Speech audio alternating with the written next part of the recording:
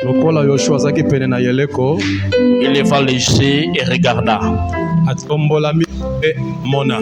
Voici un homme se tenait debout devant lui, Motomoko atelemi liboso na ye, son épée nue dans les mains.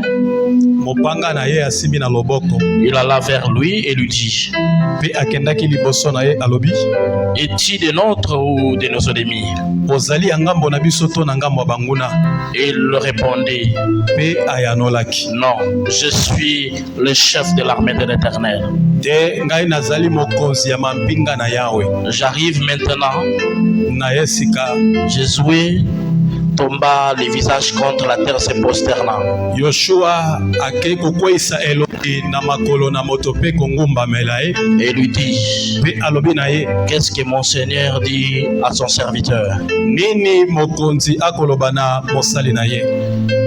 Et le Seigneur et le chef de l'armée de l'Éternel dit à Josué: Mokonzi na mampinga na Yawe alobi na Yoshua: ôte tes souliers de tes pieds, car les liés sur lesquels te tiens est saint. Longola sapato na yo na makolo pe bisika mabele onyati ezali ya kobulisama. Et Josué fit ainsi, la parole du Seigneur. Pe Yoshua asalaki bongo liloba na kolo. Nous allons passer sur notre deuxième verset, Tokoleka na botangi ya mibale, le chapitre 6, mokapo ya 6, le verset 1 jusqu'à 5. talatala ya yambotino na mitano.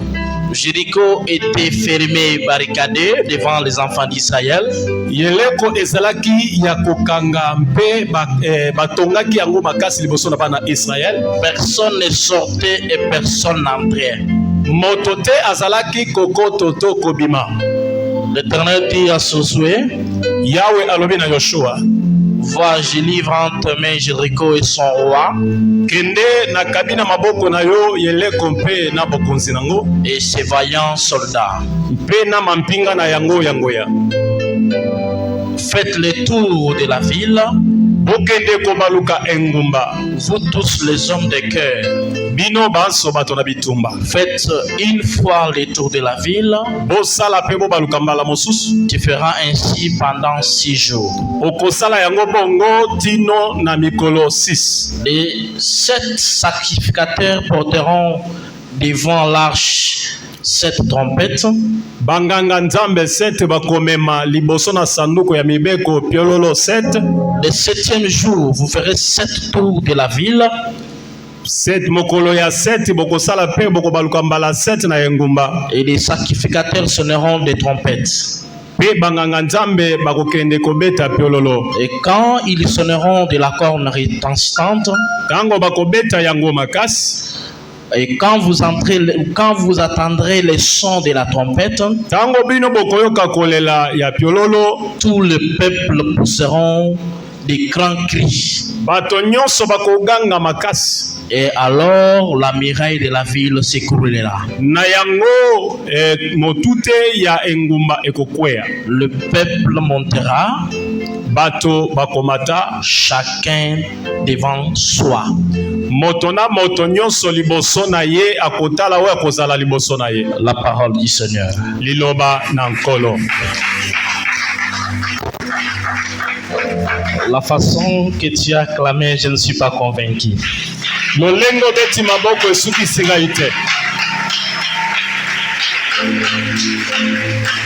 Que Dieu vous bénisse. Yawe apambola bino. Nous sommes reconnaissants vers notre Dieu.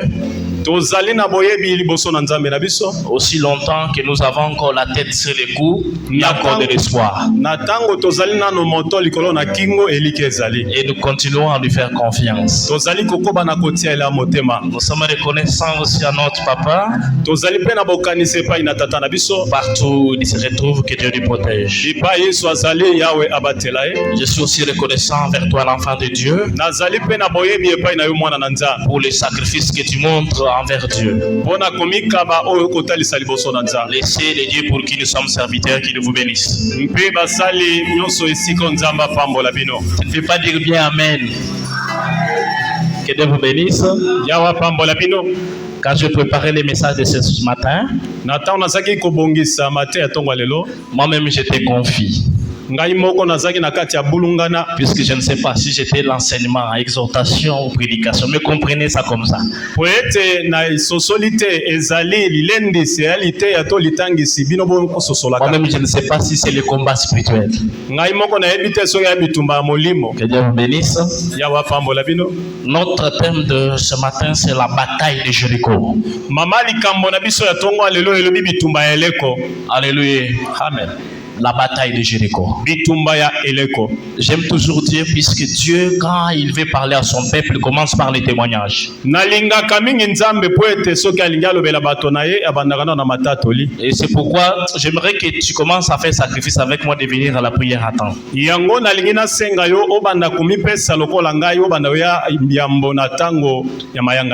avait 4 personnes qui est passé témoigner ici. Et ces 4 personnes, c'est toujours bataille vaincue. Bataille vaincue. Et la dernière personne, c'était surtout les fonds de travail, les fonds de maladies, les freins de complications du Monseigneur. Merci.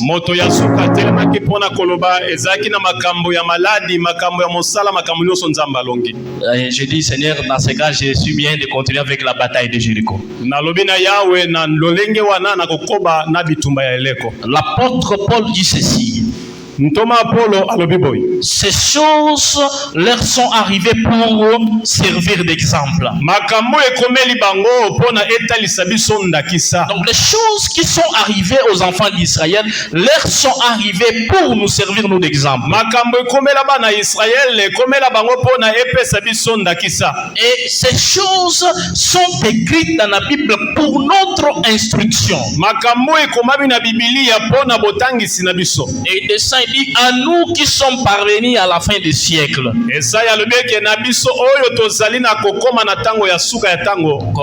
Corinthiens chapitre 10 verset 11. Corinthiens 10, 11. De toutes les batailles menées par les enfants d'Israël,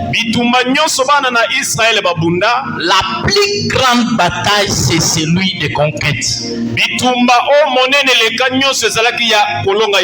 Alléluia. Amen. De toutes les grandes batailles menées par Israël, même traverser la mer Rouge c'est encore passable.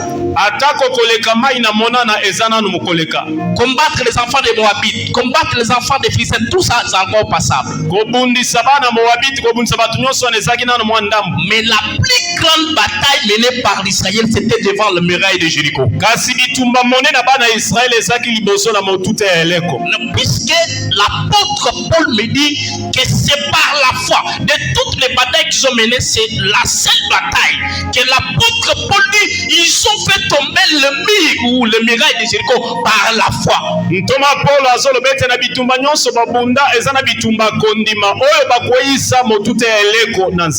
Hébreux chapitre 11 le verset 30. Hébreux 11, 30. C'est par la foi que le muraille de Jéricho sont tombés. Bien aimé, la bataille de Jéricho ça veut dire quoi? Ça veut dire que tu as déjà vaincu beaucoup de combats. Tu as déjà mené beaucoup de batailles. Mais tu es maintenant au point d'avoir ce que Dieu t'a promis. Donc c'est pas encore question de rêver. On doit parler de Canaan. Tu n'as jamais vu Canaan. Maintenant tu es en face de Canaan. C'est ça la bataille de Jéricho. Ils ont quitté l'Égypte, ils ont traversé la mer Rouge, ils n'ont pas vu Canaan.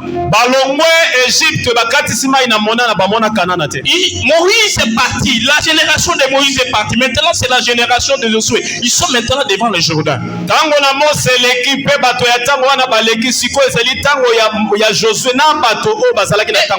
la génération de Josué, ils se retrouvent aussi devant le Jourdain. Ils traversent aussi le Jourdain. Et en avançant, il arrive qu'ils sont arrivés devant la promesse. Donc la promesse qu'ils sont attendus par la terre promise, ils sont maintenant en face de la terre promise.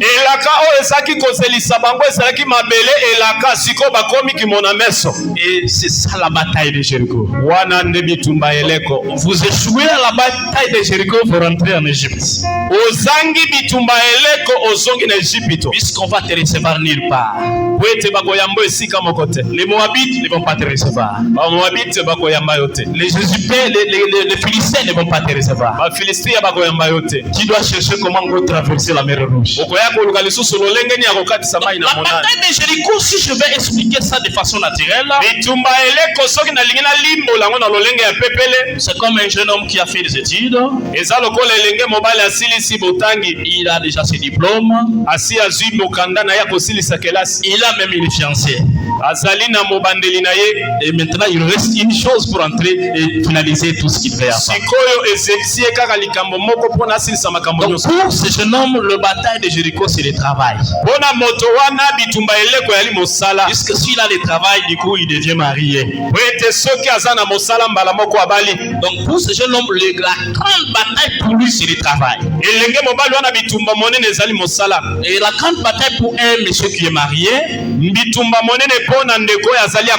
c'est un papa qui s'est marié, il a étudié, il s'est marié. Et il est maintenant dans les mariages. Il a un bon travail. Il a l'argent. Mais depuis qu'ils sont mariés, ça fait 10 ans qu'il n'a pas d'enfant. Il manque seulement un élément pour qu'il soit complet. Et la bataille de Jéricho pour ses papas, ça va avoir un enfant. C'est comme une jeune dame très belle. Elle a fait des formations d'esthétique, elle a fait des formations par-ci par-là. Et il a appris des choses. Et là, elle est maintenant prête à entrer dans les mariages. Et il n'y a que des fiancés qui partent, qui viennent, qui partent, qui viennent. Et la bataille de Jéricho pour ce jeune homme, ça va le mariage.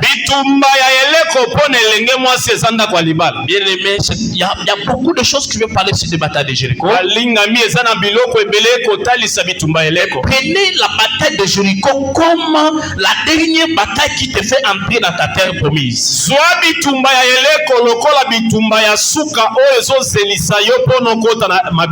Puisque la bataille de Jéricho, c'est une bataille de conquête.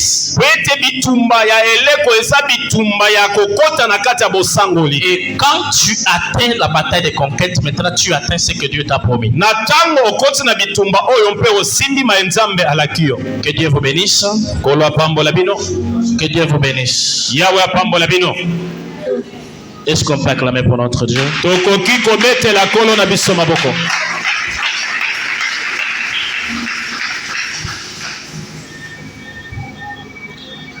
En lisant ces versets, il y a quelques leçons que j'ai tirées dans la bataille de Jéricho. Il y a quelques leçons que j'ai tirées dans cette bataille. Et ces leçons, on va les partager ensemble. En lisant Josué chapitre 5, le verset 13 jusqu'à 15, ici également chapitre 6 jusqu'à la fin, j'ai compris 5 leçons.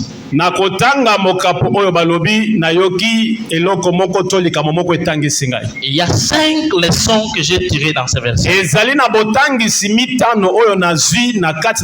Et ces 5 leçons, on va les partager ensemble. La première leçon que j'ai tirée dans cette bataille de Jéricho est que toutes les batailles de notre vie ne seront pas le même. Et que toutes les batailles n'auront pas la même taille. Alléluia. Amen. La première leçon que j'ai tirée des batailles de Jéricho est que dans notre vie, il y aura des batailles. Mais toutes les batailles n'auront pas la même taille. Et ils ne seront pas les mêmes. Donc, nous serons devant des batailles où toi-même, humainement parlant, tu peux les confronter. Et kozala na bitumba mosusu oyo moko oko tutango tolo. Bon, tu dis même si Dieu n'intervient pas, je peux résoudre cette bataille. Olobi atako nzambe atie loboko na likambo tenga moko na ko pesa Donc, solution. il y aura des petites batailles que tu peux résoudre facilement. Et kozala na bitumba oyo moko ko silisa ngona bo pete. Alléluia. Amen. Comme le cas de Abraham et son neveu Lot. C'était une bataille d'incompréhension. Il ne fallait pas faire intervenir. C'est une question seulement de donner des dos ou de séparation. C'est la bataille résolue. Lokola bitumba ya Abraham na ndeko na ye Lot. Ezaki bitumba te ke nzambe aya. Ezaka bitumba ya bato mibale bayokani pe bapesi bo solution. Donc il y aura des petites batailles dans ta vie. Et kozala bitumba moke na bomo na yo. Ou toi-même tu peux te lever résoudre ça. Oh yo moko ko telema pe opesi biya. Il y aura des petites batailles où tu peux résoudre par silence. On parle. Il a dit, il a fait, toi tu dis rien, c'est déjà résolu. Et kozala bitumba mosusu yo moko ko tilisa ngona kinya bato batuni obete sisili. Mais il y aura aussi des batailles. Et kozala pena bitumba. Des batailles qui vont dépasser notre capacité. Oye koleka epi melona yo. Ou quand tu es devant cette bataille, tu te sens que tu atteins la seuil d'incompétence. Ozali boso bitumba wana oyokete okomi na epi melomoko ozoko kalisusu te. Il y a des batailles quand tu es là, tu te poses la question, tu vas m'en sortir comment? Ozali na bitumba tango telemi liboso nango mituni motuna ke awa na kosala boni. Qu'est-ce que je peux faire ici? Awa na koki kosala nini? Est-ce que moi je saurais m'en sortir ici? Est-ce que ngai awa na kobima?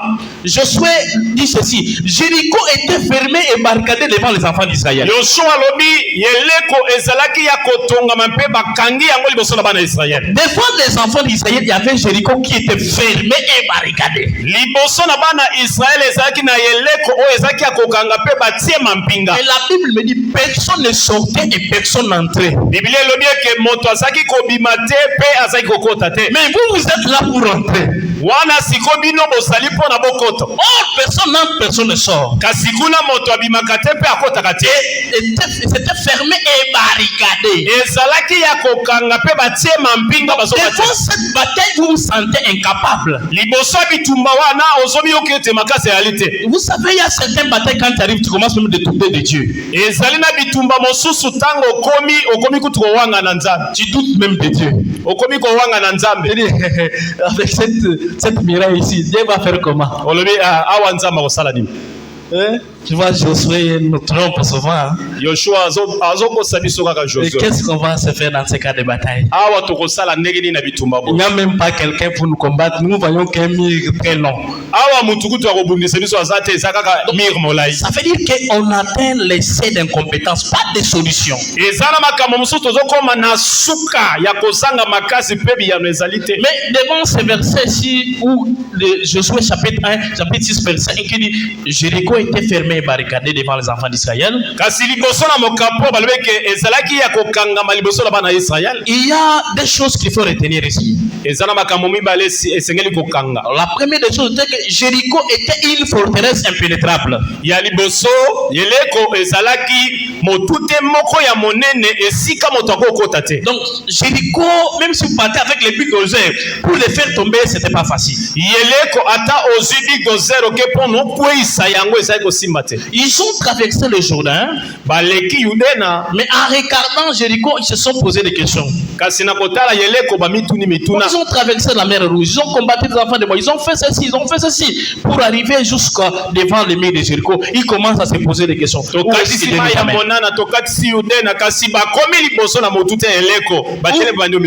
Où est-ce que Dieu nous amène?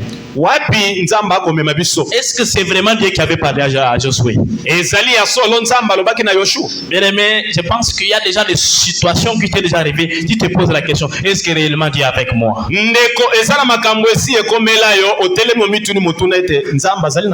Des situations qui t'arrivent, toi-même tu es là. Tu dis, est-ce que réellement Dieu est avec moi? Aidez-moi à dire à quelqu'un qui est à côté de toi, nous avons un Dieu responsable. Tu n'as pas bien dit, tu dis que nous avons un Dieu responsable. Que Dieu vous bénisse. Amen. Donc devant cette situation, donc on sent que on est bloqué.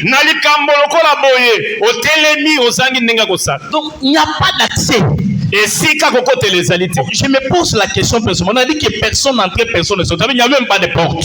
Nazomituna motuna balobi ete moto azali kokota te mpe azali kobima te. Il n'y a même pas de porte. Tu vois casser quoi? On casse les portes, il n'y a pas de porte. Ekuke ezali te esika kokotela kobuka nini.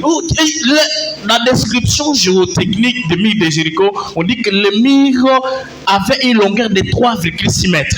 Balobi ete mire ezalaki na epimelo balobi wana molai. Bon, ça veut dire qu'en réalité, le mur peut atteindre même la taille de notre église. C'est là-bas. Ekoki kozwa ata monene ya ekelesi ya na biso mire moko monene ya ekelesi. La largeur c'était 1,80 m. Donc qui était même là-bas jusqu'ici. Kolongwa na sepe komata boy. Donc ça veut dire que 1,80 m là c'est constitué en pierre. 1,80 m batongi yango na mabanga. Donc ça veut dire que vous amenez Big Dozer, on tape, ça ne bouge même pas. Oye na Big Dozer obeti ekosimba pete. Et on vous dit que vous allez entrer dans cette terre là, c'est votre terre promise. Siko balobi na bino bokokota na mabele wana nde mabele na bino elaka. Et toi l'enfant de Sikomo, tu es devant cette miraille. Yo mwana Sikomo za liboso na motute wa. Et avec des flèches que tu as, avec tous les petits combats que tu as menés, tu vas taper les murs puisqu'il n'y a même pas personne. Nabi tumba nyonso leka siko komi esika bongo okobeta na motute po ete moto alite. Nous avons un Dieu responsable. Tozana nzambe responsable. Alléluia. Amen. Nous avons un Dieu responsable. Tozana nzambe responsable. La deuxième chose qu'il faut comprendre dans ces versets, eloko mibale sengeli koyoka, c'est la solitude du leader. Ezali boyebi to motema makasi ya mokambi. La solitude, être celle du leader. Kozala moko, kozala ye moko mokambi. Le verset 5 du 5e chapitre dit Josué était près de Jéricho. Bible ezoloba ete Yoshua azalaki pene na Yeriko. Il leva les yeux et regarda. Atomboli miso atali. Vous savez, être leader, c'est pas facile. Kozala mokambi ezali petete. Donc, qui nous a amené jusqu'ici? Omemi biso tino a. Donc, nous, on veut entrer dans la terre promise. Biso tolingi tokota mboka elaka. Et voilà le leader qui se met devant les murailles de Jéricho. Talasko mokambi liboso na motuta Yeriko. La Bible me dit il leva les yeux. Ah, Bible lobi ete atomboli miso. Et regarda. Atali. Donc, il regarde le mur de Jéricho. Atali motuta Yeriko. Alléluia. Amen. C'est dans ce temps-là que le leader se sent seul. Nde esika mokambi amiyokaka ye moko. Donc nous tous là on te regarde. Biso nyonso totala yo. On a besoin d'entrer dans la terre promise. Tozana posa kokota na mboka Et elaka. toi tu es devant la terre, tu es devant le miracle, tu sais pas quoi faire. Yo ozali boso na yango oyebi nini ya kosala te. Alléluia. Amen. Et le leader commence à se demander. Biblia elobi ete abandi komituna. Par où commencer?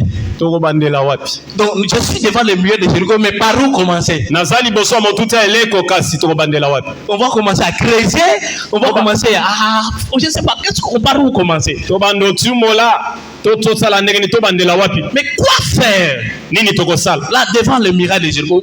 Mais quoi faire? Na motuta ya Yeriko tokosala ni. Alléluia. Amen. C'est là qu'il se met. Vous avez la volonté. Il voulait faire quelque chose. Il a envie qu'on traverse, mais il ne sait pas par où commencer. Nde esika posa ezali ya kosala likambo kasi lolenge ya kokatisa ya leta. Mais dans ce genre de situation que vous allez comprendre que nous avons un Dieu qui est responsable. Na makambo ya epimelo wana nde siko kososole te tozana nzambe responsable. Devant cette bataille, tu ne peux pas faire quelque chose de toi-même. Liboso na bitumba lokola boyo kosala eloko ya yo moko te. Devant cette bataille comme tête de Jéricho, tu n'as rien à faire. Ça ne peut Liboso pas. ya bitumba lokola na motuta Yeriko ozana eloko kosala te. Donc la taille de cette bataille dépasse tout le monde. Monene ya bitumba wana eleki bato nyonso. Donc c'est ça la première leçon que j'ai tirée dans ce verset. Wana nde likambo ya yambo na zwi na makambo. Mais la deuxième leçon que j'ai tirée de cette bataille, litangisi ya mibale na zwi na bitumba wana. et que ce qui nous dépasse ne dépasse pas notre Dieu. Oyo ezali oyo ezoleka biso ezoleka nzambe na biso te. Ah, tu as manqué de dire amen. Ozangi koloba amena. Alléluia. Amen. Ce qui nous dépasse ne dépasse pas notre Dieu. Oyo koleka biso ezolekela nzambe na biso te. J'ai dit que tout ce que je voulais presser, on a même déjà témoigné. Le frère a dit qu'il a laissé le travail, il ne sait pas par où commencer. Il arrive au bout de route, il dit, je pars à la maison ou je pars à l'église. Nalobi maso tolingai koteya bandeko basi batatoli yango ndeko alobi atiki mosala azoya na nzela binake na ndako tona kena ekelezia. Mais ce qui nous dépasse nous, kasi oye kolekela biso. La situation ou les situations qui nous dépassent ne dépassent pas notre Dieu. Makambo ya makasi ekolekela biso kasi elekaka nzambe na biso. Josué avec les enfants d'Israël était dépassé par l'événement, mais Dieu n'était pas dépassé. Josué na bana Israël balekelaki na likambo wana kasi elekelaki nzambe te. Dieu a une solution. Nzambe azali na eyano.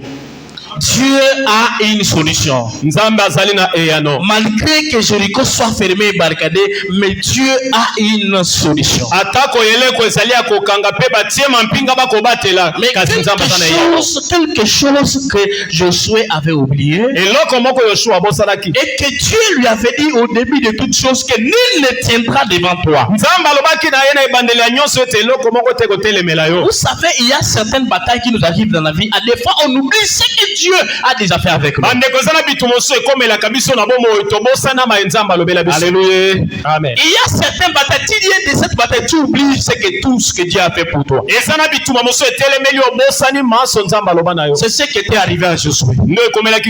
Il a oublié qu'il y avait la mer rouge qu'ils avaient traversée. Ils avaient oublié qu'ils avaient vaincu l'Égypte sans lancer, sans mener des combats.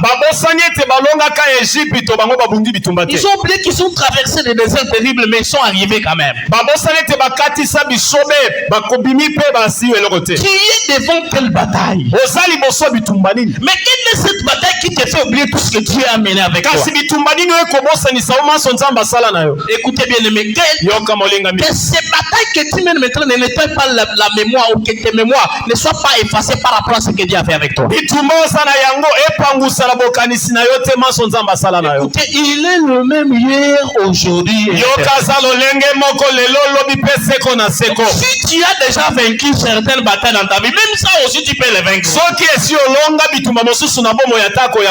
Mais quelle est cette bataille qui te fait pleurer? Mais quelle est la situation là qui t'attriste souvent? Est-ce qu'il y a eu des moments que tu as bien surmonté des situations? Et si Dieu a déjà fait surmonter certaines situations, pensez que même cet événement, cette situation, tu vas également le surmonter. Quelle que soit la taille des murailles, moi je sais qu'on va entrer au Canaan. Et j'ai encore besoin que le combat vienne de tous côtés, puisque je sais Dieu avec qui je suis. Alléluia. Est-ce que tu peux manifester ensemble avec moi? Mais quel que soit le combat, quelle que soit la taille des combats, moi je peux être dépassé. Moi je peux manquer la porte de sortie ou d'entrée. Mais je sais seulement que ce combat me dépasse. Je sais que la bataille me dépasse. Mais ça ne dépasse pas mon Dieu. Alléluia. Amen. Ça ne dépasse pas notre Dieu. Notre Dieu, c'est un Dieu multisystème. Multi-opérationnel. Écoutez, les enfants d'Israël avaient oublié quelque chose. Si j'étais avec eux devant le miracle de Jéricho, je ne m'inquiéterais pas. Je sais que Dieu est capable d'envoyer des anges me transporter et me mettre dans le canal.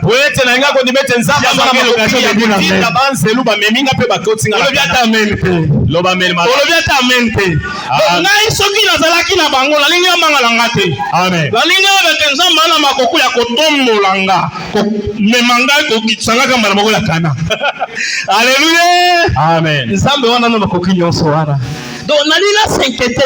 On a traversé mer rouge. On a traversé pas Jourdain. On a vendu la désert, la lomité, la salut moussalate, mais la nuit chaque jour. Devant Cana, devant Mila Jourdain, Zamana Makoké, Kotombo Tanga, Koko Tsangamana Mokuna.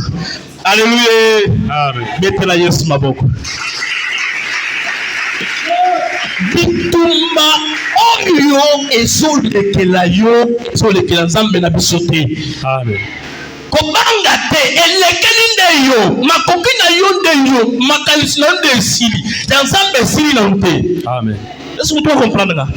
Dans voilà pas événement nzambe asi alekisa biso à un moment donné otali pela bokete esili nango. Nakei na hôpital tena betela lisolo oyo. Nakei na hôpital médecin spécialiste Salobi, oh, ce n'est pas sérieux. Qu'est-ce qui se passe? L'appendicite est pas ce qui ça fait quelques mois passés. Quelques mois passés. Je dis pas un jour, je dis quelques mois passés. Appendicite c'est pas ce qui ça fait 1 mois ou 2 mois depuis pas ce qui. Mais selon votre médecine, ce qui appendicite c'est pas ce qui, ce que c'est 2 jours, 3 jours au coup fanayo. Mais après 1 mois, l'appendicite c'est pas ce qui. Donc il y a des choses et qu'on est que la biso mais zambe et qu'on est que la yete. Amen. Alléluia. Yonda uluki musala uzuna ute iliko le bate que zamba ko peso musala te. Yonda uluki libala uzuna longote iliko le bate que zamba ko peso libala te. Yonda uluki stabilité uzuna longote mais zambe na malobi te que sili. Alléluia. Amen. Pour ensemble na le sili. Makanise suka et sukate. Toi, ensemble est responsable. Amen. Papa n'a plus soit responsable. Amen. Attends, au tien nous sommes mais aussi longtemps que Moutou. Et dans les colons, on peut pas. Non, nous sommes. Hey, mettez-la Yesu ma boque. Amen. Deuxième leçon, c'est que ce qui nous dépasse, nous, ne dépasse pas notre Dieu. Mais la troisième leçon que j'ai tirée ici, c'est que Dieu a toujours une solution pour les problèmes qui nous dépassent. Alléluia. Amen. La troisième leçon que j'ai tirée de cette bataille, c'est que Dieu a toujours une solution à ce qui nous passe, à des problèmes qui nous dépassent. Je pense qu'il y a un enfant de Dieu qui est dépassé par un problème. Mais Dieu a une solution à cette situation qui te dépasse. Alléluia. Amen. Toi tu es dépassé, c'est toi, mais Dieu n'est pas dépassé. À ce qui te dépasse, Dieu a une solution. Je rentre encore dans la Bible, je vois les enfants d'Israël 40 ans dans les champs de bataille. 40 jours dans les champs de bataille. Donc parmi l'armée là, il n'y a même pas un général qui est capable d'affronter les Philistins. La situation ne dépasse complètement. Même le roi Saoul n'a rien à faire. Pour lui, il n'y a pas la solution. Et de côté d'adverse, l'ennemi dit ceci: si vous avez aussi un guerrier, quand vous n'êtes pas capable de nous affronter, envoyez un guerrier. Nous envoyons un guerrier. Celui qui va vaincre là, donc c'est celui qui va prendre les autres en esclavage. Mais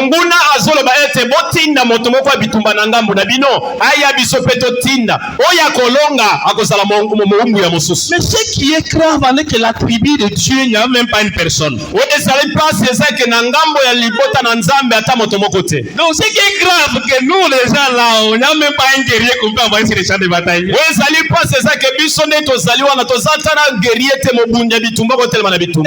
Maintenant tout le monde commençait à sécuriser Saoul. Vous savez, lorsqu'on est en train de vous vaincre, on a l'habitude de protéger les rois ou les leaders.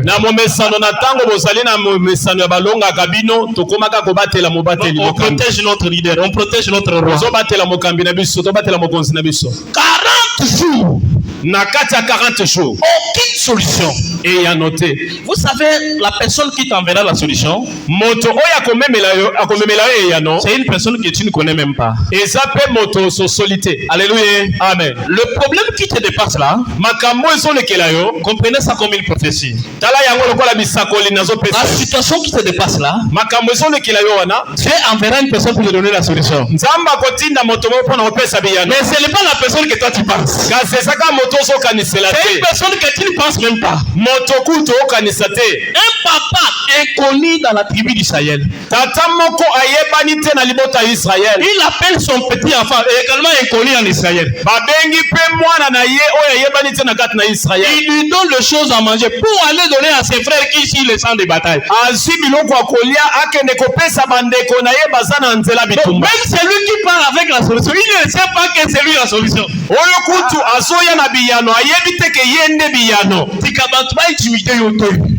Alléluia.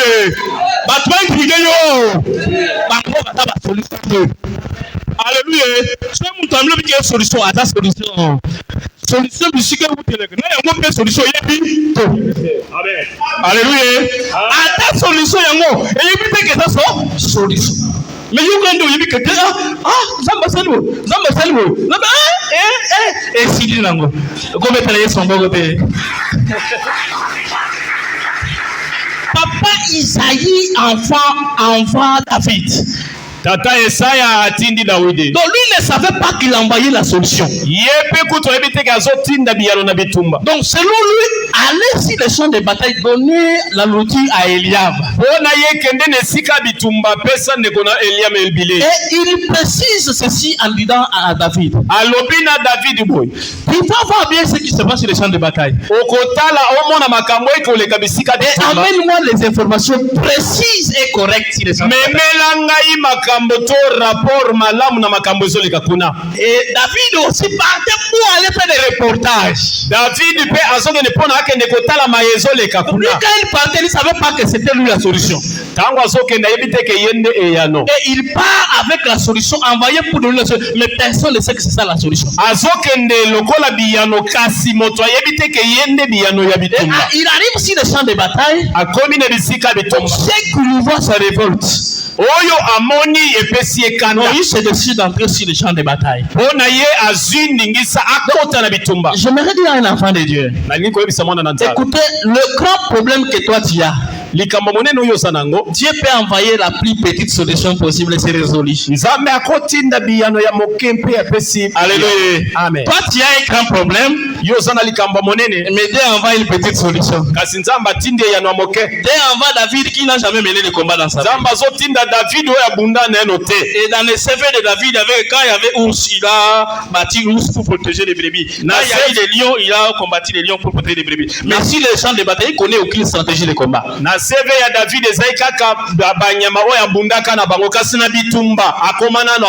Bon, c'est cette personne qui n'a pas de CV sur le combat qui va venir sauver les tribus d'Israël. Et des fois, on se trompe sur beaucoup de points. Nous comptons sur les gens sur qui ne font pas compter. On pense que comme ils sont élevés, ils peuvent aussi nous aider à être stables. Non, faux. On se trompe. À partir de nous faisons confiance en Dieu. On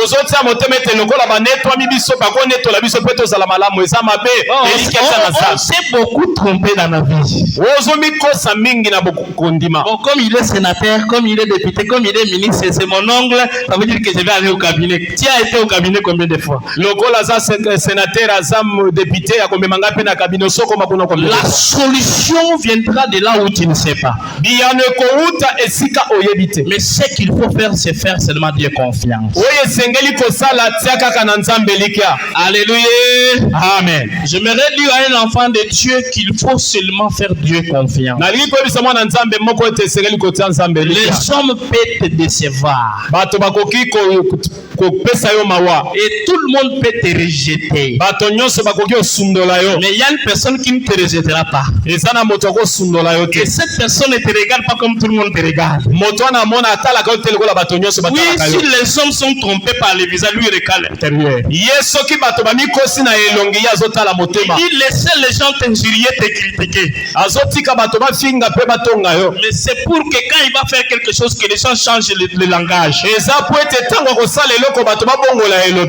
Dieu là sait comment fermer la bouche des gens. Il les laisse critiquer. Après les mêmes gens changent le langage. Laissez-les critiquer. Laissez-les t'injurier. Laissez-les dire tout ce qu'ils peuvent dire.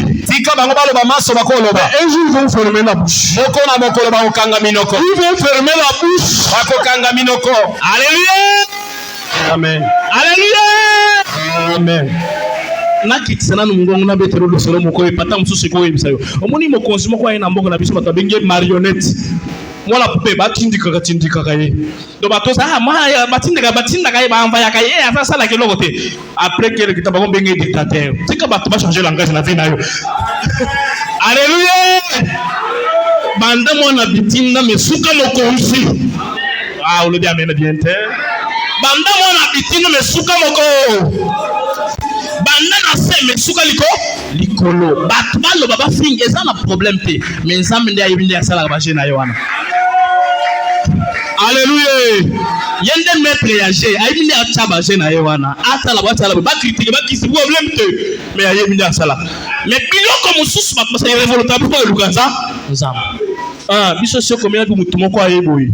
Na bisika musala comme finga biso talika likolotina se. A finga likolotina se. Ndeto bendani to comprendre. Ah, na batala, na ba qualité to na ngo finga biso boy pas mutu ayebe ko komata kombo na été. Biso to ko lukanza. Docteur to lukanza. Alléluia. Amen. To lukanza. Zambe. Donc tout mo kwa tere yeboyi. Atala la fin de la bando finga banda mututi na se. Et au sérieux le côté. Abiso ngana cause en charge na liesio du premier au temps aux années tadi bola ah ye pena ko sala bo na ke luka gana zambe sika bato afinga yo luka nde zambe amen luka zambe amen kota mabonde lije kota ba je luka za zambe o bato ba lo ba isale lokote mais révolté on de la losam o ko betela yesu maboko te.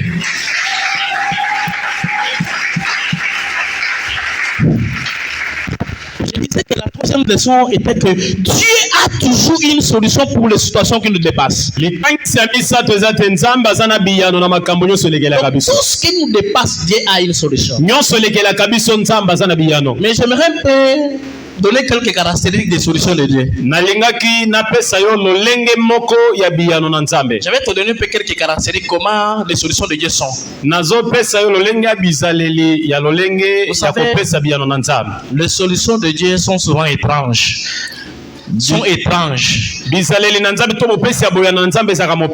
Donc, il donne la solution de façon que nous-mêmes on ne comprend pas.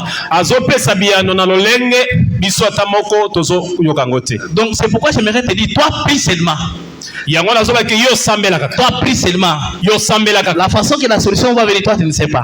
Et la solution de Dieu sont souvent, les solutions de Dieu sont souvent hors du commun. Et les solutions de Dieu ne suivent aucune procédure normale. Alléluia. Amen. Lorsque Dieu va t'envoyer une solution, il ne doit pas suivre une procédure normale. La procédure normale dit que non, une femme qui est vierge ne peut pas donner naissance.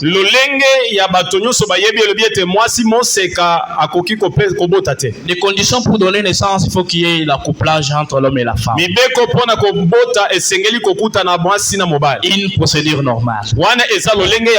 Mais lorsque Dieu arrive, il dit seulement tu seras enceinte. Et du coup, le processus de grossesse commence par là. Le premier jour de grossesse commence les premiers jours là. Donc, les solutions de Dieu ne suivent aucune procédure. Nous connaissons qu'une maman de 80 ans, il n'a même pas la force de marcher. Il va porter la grossesse comment? D'abord, pour marcher, d'abord la maman là ne va même pas bien. Ça c'est quoi? Il va pas. Mais comment il doit porter la grossesse? Mais Dieu dit à Sarah que tu seras enceinte. Et quand on dit à Sarah que tu seras enceinte, même Sarah elle-même est dépassée. Vous savez, j'aime beaucoup plus la version qui est écrite dans la Bible de Chilou, dit Sarah Wakaseka.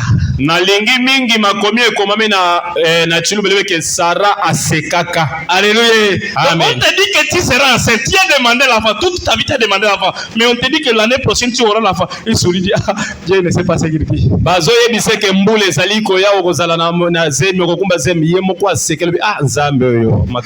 Bien aimé, quand Dieu va te dire ce qu'il va faire avec toi, toi-même tu vas dire à Dieu, tu ne sais pas ce que tu dis. Est-ce que ta grande sœur Sarah avait dit également ça? Est-ce que Sarah vraiment a quoi? Il dit non, est-ce que non. Sarah en train de sourire, il dit non, je n'aurai pas l'enfant. Sarah zo seka, et même quand Abraham vient demander à Sarah, tu souris quoi? Il dit non, c'est rien. Ça ne vaut même pas la peine de partager ça. On te dit même que ce qu'il dit a dit. Donc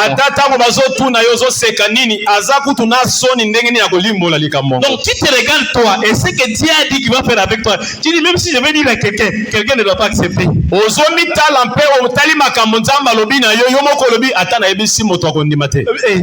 Comme président, quand des bateaux na beta kapo ngai simba na ko beta ata mutu sorote ngako president wana pena nzamba beti libanda nde sarai komela bo ka yo nde uzawana nde mbo nzamba osala ntango nzamba kopesa biyano ata yo mwe kolekela. Alléluia. Solution ensemble kolekela la yo avant il est que biso elekeli na yo yo moko elekeli yo mitel ngai vraiment ngai te mais ça yo. Alléluia. Mutongo nzamba kotombo ni ça yo mutongo nzamba ko élever ça yo betela Yesu maboko. Vous savez, les solutions de Dieu passent par des méthodes inhabituelles. Lolenge tobiyano na nzambe ezoleka na lolenge bato bamesana te. Donc Dieu n'utilise pas des méthodes que les gens utilisent. Nzambe asalelaka te lolenge bato nyonso basalelaka. Les solutions de Dieu sont illogiques. Lolenge ya bonzambe elongwe na momesano ya bato. Ils sont inexplicables. Lolenga kolimbola ngo ezali te. Et ils sont ridicules. Ezali na bokokani moko te na makambo mosusu. Il y a des solutions que Dieu donne, des solutions ridicules. Nzambe asana lolenga pesa kabiyano na lolenge ya kotiola. Donc irridicule mais c'est la solution. Lolenge moko ya litio mais kasi eza biyano. Na moni tata moko azali komona te ayeli Yesu. Ozo lokani na lingi miso na ngai mona. Yesu kamati basoi na bakrasha ba ko achena miso. Siko kende na kati ya mayo kesokola. Siko yo tata nde logiko zalaka nango wana. Batindi yo siko na ba krasha na miso na basoi kende na mai. Okay na nzela okuta na papa njola tu. Okay ba pina biloko boy. Na samba tininga na yo kende ba tinga biloko wana. Alléluia. Ba solution ridicule. Donc esa la soni mende bo sala maka. Alléluia. Amen. Kama na bipochwa na miso akena maya coach pe na matani nini amon. Alléluia. Amen. Donc ba solution ensemble ekoya na ndenge yo yebeli wana te. Na biko yo yebiko ketika CV. Après ba bengi yo ko le kana interview. Après ba lekiso au sali test passer interview. Mais nzamba ko le kana nzela wana te. Nzamba sala nzela na ya ko lekela. Alléluia. Amen. Téléphone les kaka ndem de ko utso ba téléphone les yaka ba namba na moko musala. Alléluia. Yo sana Congo te. Yo sana Congo te. Na Congo awa ba CV za la question importance c'est comme kaka webina na nzamba na bakoka utinda mutu moko asibye utabe alo eza yo Corneille ezanga Corneille yaka na présidence lobi awa komiko simba kama mikanda na maboko pelo boko ko simba kama mikanda na maboko okomo tamu mutu ko présidence de la République. Alléluia. Wala nde ba solution ensemble nzamba na makokinda ensemble na ndenge na Italie. Ba solution ridicule mais asali solution pour yo s'en sortir. Donc maintenant on se connaît la solution ensemble ndenge yo yebeli wana te ndenge ya olika boy awole te yo c'est la kaka solution ndenge ko yela e ya lango. Alléluia. Amen. Betela yo sima boko.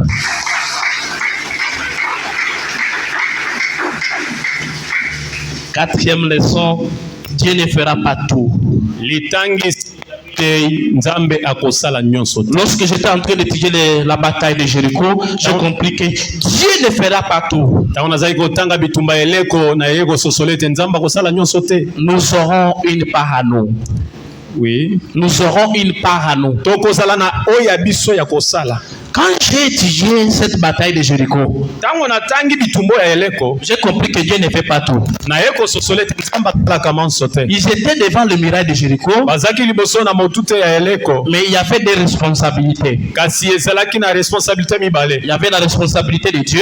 Il y avait aussi la responsabilité des enfants de Dieu. Mais le mal avec nous, les enfants de Dieu, c'est quoi? Nous voulons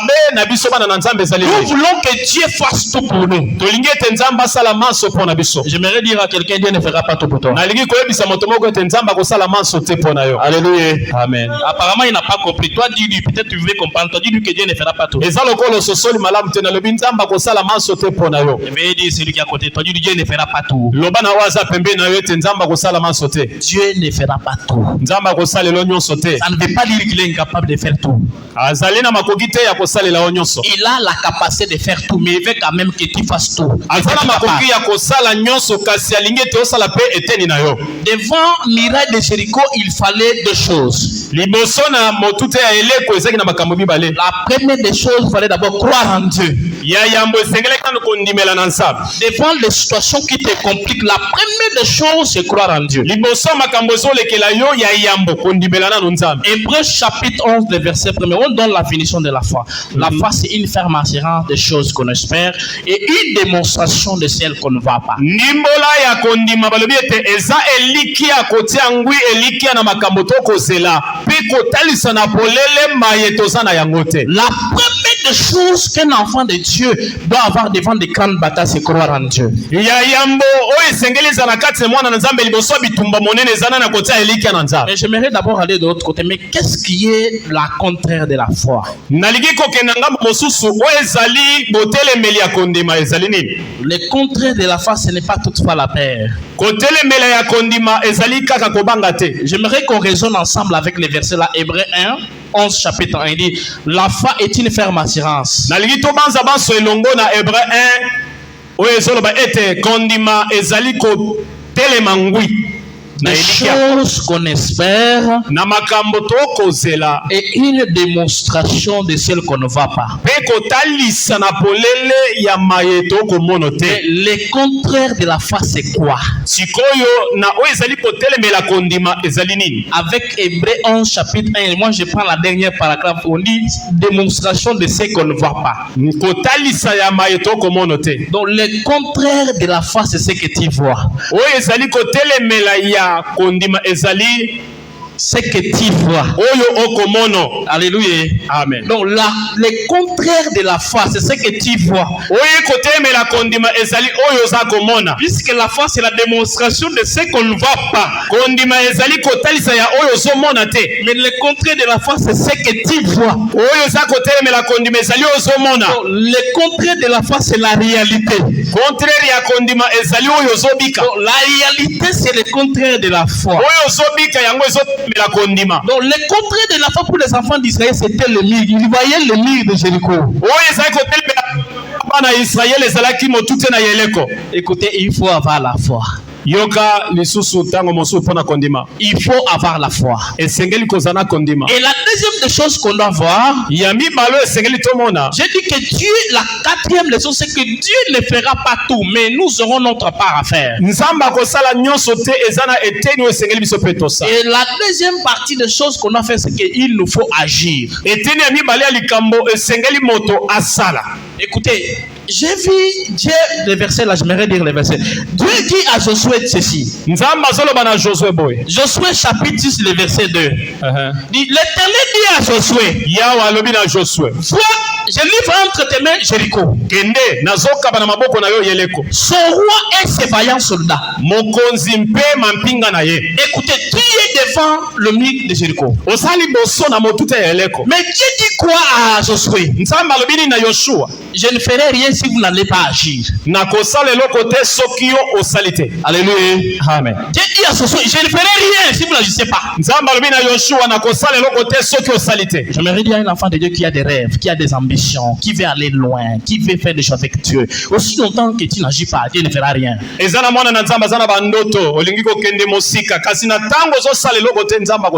Écoutez, Dieu ne fera rien. Il faut commencer à faire.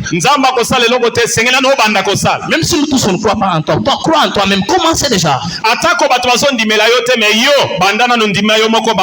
Dieu dit à Josué, va, je livre entre tes mains Jéricho avec son roi et ses vaillants soldats. Même Dieu est conscient qu'à Jéricho il y a les vaillants soldats.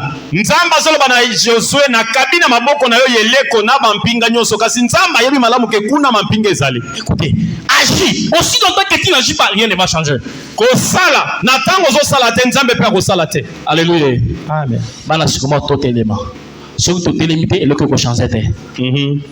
Alléluia. On a poussé pour marquer histoire na génération oyo na génération ekoya soki to vandi kaka toze la mana eya ekoya te. Est-ce que koyo kanga bien? Parce que na lobela yo kanga bien. Ozana ba projet, ozana ba ambition, ozana ba intention pona yo, pona bana na yo, pona dibota na yo. Soki opelemite mutokoteli na isika na yo sate. Tikana soki sopota, ata pasteur a telemi, a côté de chaque jour pour la yote. Yepe azana ya yepe ba dibota na yazo bunda. Soki otelemite bakosa yo te moto akobunda bitumba vina yo esakaka yo. Alléluia. Okopesa nga requête na kosambelo kaka lelo lobi na kozongela ka fadie dimayel de bola elonga. Wana nzambe kwa yokanga. Amen. Na yibso makambo clair. Soki otelemite moto kote nisiko no waza te. Tango lala kanza lala nani. Tango babengala kayo na ndako babengala ko nani. Okoya ko yibso biso to nzamba kosu akosu. Nzamba kosu na ndenge nini. Telema sikomo. Telema na mabondeli. Luka nzambe. Ba situation koyela yo kozala ka yo na yo. Nzambe ka pembeni mtu akozala te. Bene me osokota comment. Tango kota comment de comprendre que na mokili faut ka nzambe. Amen. Alléluia. Soko sokota comment de comprendre qu'il faut nzambe. Tellement na ribota na yo ezala ba prière on nzamba exosaka. Li bondeli la famille nzamba exosaka. Mais li bondeli ya papa telemi pour na kosambela pour na ban et l'équité puissant. Na we bisa papa moko bazawa.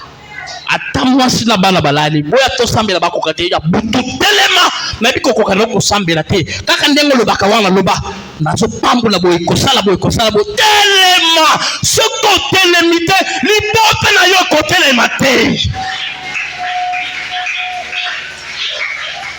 Si comment totelema nzamba pambula biso devant miraille ya Jéricho. Nzambe ayena nguya nyonso ayebisa Josué ke agi kende oyo telemi kende soko kite ngana usali lokote oluki mingi telema kende kota pa bisika bato bakota ka meka patience bisika ko yele to yebite mais to meka nan to bisika solution ko yele te mais comme to yebisika ko yele te to nzambe ke papa partout. Ok, bon simite, mais si un jour est possible. Mais pour croiser ma bonne côté pour moi, il y a écoyate. Attends, au sel 40 lui et puis 40 lui, on le bin zambe ah, c'est aussi longtemps au bini dans le cœur tenté écoyate. Mettez la Yesu ma boko.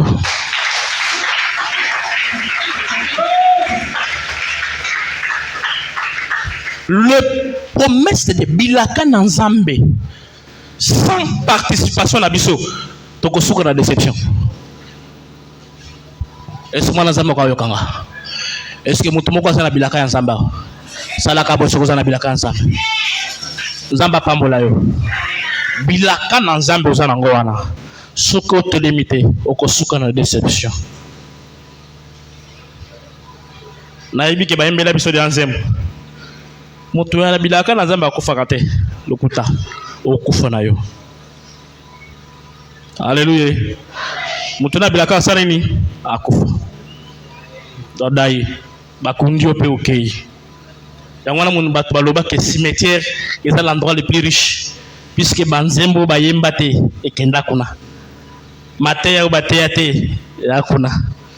Modération ba modéré te yakuna. Lo sambo nan basambela te ezakuna.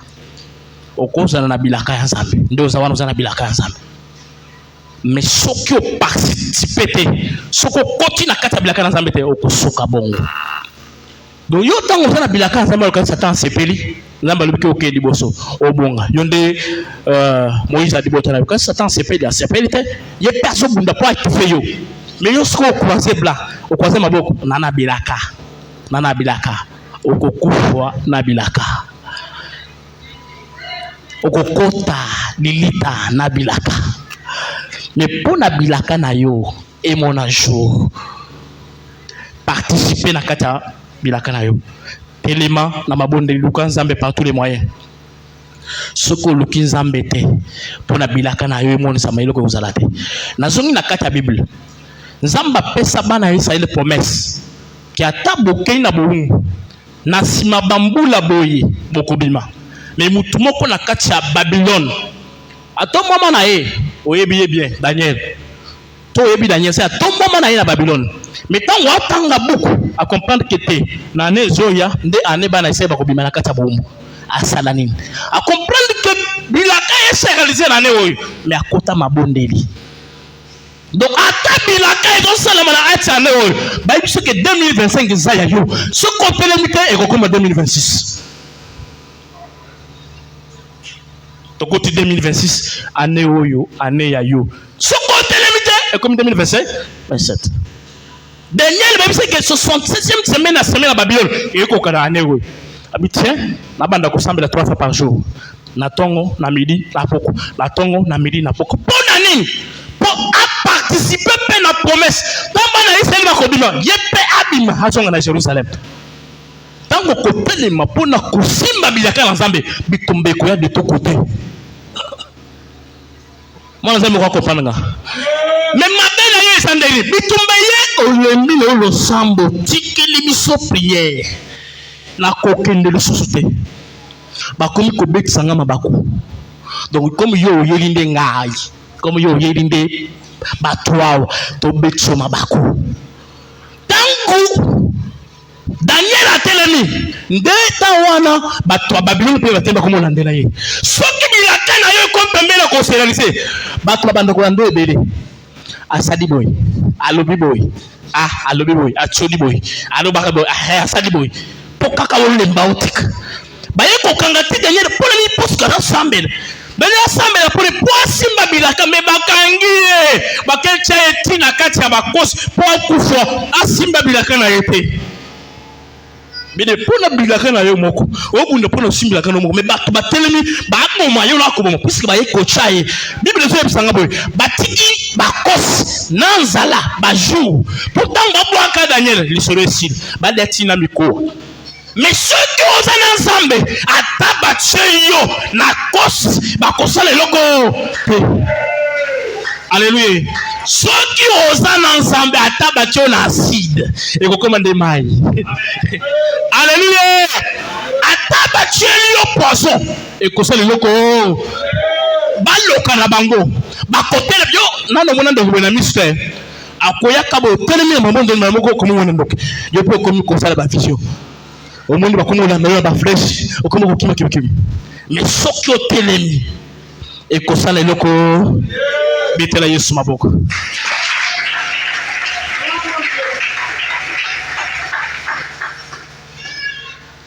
na par na yo na promesse na Nzambe il faut telema na mabondeli il faut luka Nzambe yango na Bible lobi il faut ko luka Nzambe soki possibilité ya kokuta yena no ezali. Ça veut dire que ozobela na nute olana na makashi ba situation moko koya boye moyo lo bata Jésus et ozalate ata voix na yo kobimate tuna biso to yebisa yo olali boye comme lo bana basini il faut mutu moko za na pas comprendre langage de signe donc na yo ki mutu se kwanza nga na mutu zali boye okoloba Jésus ndenge nini yango na Bible lobi élément soki makoke zana na kulukanza bisana nini telema lukanza kozala kidiba leçon ya suka yango 5e leçon na ya suka na bataille ya Jericho lokola pe ba bataille na kati ya vina biso ezo viso biloko mibale na lo bango na mukuse eloko liboso bitumba nyonso na ngona kati ya vina yowana ezo viso biloko mibale eloko liboso ezo révéler yo monene na Nzambe. Alléluia. Ba bataille okuta na ngona vi wana ezo révéler nini monene na Nzambe. Sans tangu Sara bengana ki agara kei akomi na kati ya Nzamba alala bwaki mwana kuna nde ayeko comprendre que na kati ya bataille ya omene ayeko kuta na ata el rouge. Alléluia. Donc soka mena kabitumba na salate ya linga yeba ata el rouge te. Donc bitumba nyos okuta ngona vi ndamba linga l'action monene na ye. Moun ba komuni so yeba wana el jibo el chama el chacho tout ça. C'est après bitumba nous t'en comprend ada Jova Rafa. Alléluia. Net maman a dit na biso na bi kaza Jova Rafa. Est-ce que na ko expliquer sur quelle raison? Yemoko aza témoignage vivant. Net ba biso boy. Te bi kaza Jova Rafa. Parce qu'après bataille Attends, je vois là, à la fin. Donc, bituma nyonso, et so yena biso na vie. Le premier objectif, c'est d'amba l'action monene na ye. Alléluia. Monene nzambe. Nde mission ya liboso ya bataille. O to mener la kati na vie na biso. Comme bataille à Jéricho. Batolemi. Et là, quoi que c'est des athées, nde baye ko comprendre que awa, il faut nzamba l'action monene na ye. Na ke na lombango.